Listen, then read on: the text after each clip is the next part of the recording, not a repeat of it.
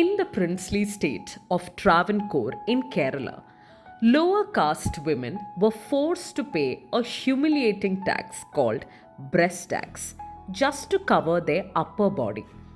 Nangeli, a woman from a marginalized community, refused to accept this injustice.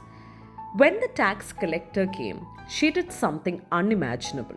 She cut off her breast and presented them on a plantain leaf as tax. She died due to blood loss, and her husband later died in grief. This showed caste and gender oppression in the state of Travancore. This was one of the earliest resistance before organized reform movements took place. This eventually contributed to the abolition of such practices. This became significant as it became a symbol of bodily autonomy. Then we have the Kittur Rani Chennamma. When her son died, the British tried to take over her kingdom using the doctrine of lapse under Lord Dalhousie. Now, the doctrine of lapse states that if you die without a heir, the kingdom will come under the British. She refused. She adopted a son as heir and she declared war. In 1824, she defeated the British forces in the first battle. Later, she was captured. This showed how British used legal tricks to annex kingdoms, but she became a pioneer of armed resistance. This was one of the earliest anti-British revolt that happened before 1857. Then we have Uda Devi. During the Indian Rebellion of 1857, her husband was killed. She climbed a tree near Sikandar She hit with a gun. She shot the British soldiers from above and she caused confusion and fear. When discovered, she was killed. But this was very significant because she was from a Dalit background and she was part of Awadh resistance. And this was very unique that she actually used guerrilla warfare techniques. Then we have the Onake Obawa. At Chitradurga fort, enemy soldiers tried to sneak in through a small hole. Obawa, a guard's wife, noticed it. With only a pestle, she stood near the hole, struck each soldier entering, and she hid the body silently. She killed many people before being discovered.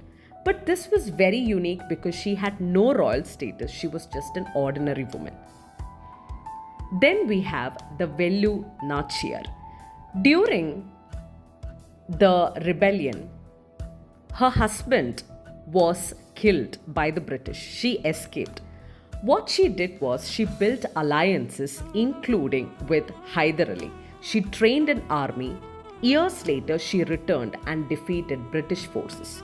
She was very bold that she was the very first queen to strategically defeat British. Then we have the Kuyili. She was the commander of Vellu Nachiyar. She destroyed the British weapons. How? She actually covered herself in oil, entered armory, and she set herself on fire. The explosion destroyed British supplies. This was the early form of suicide attack, which became a form of military strategy later. This was very significant as it became one of extreme sacrifices. We have Rani Gaitlino. At just 13, she joined a tribal movement. She opposed the British rule and she promoted Heraka faith. She was arrested and jailed for years. But later, Jawaharlal Nehru honored her. But this was very significant because she was from the northeast region. Then we have the Jalkari Bhai, a soldier in Rani Lakshmi Bai's army. She looked like a queen. So she disguised herself and she entered the British army. This allowed Lakshmi Bai to escape. She was from a marginalized community, but she sacrificed for the country. Then we have the Kanaklata Barua. At 17, during Quit India movement, she led the procession, held the national flag, and she refused to stop. But she was shot, but she died holding the flag. This was Assam's contribution to freedom struggle. This encouraged youth as well. Last but not the least, we have the Rani Abaka Chauta. She was the queen of Ulal. She fought the Portuguese naval forces. She used the guerrilla tactics, won several battles, and this was happening in 16th century.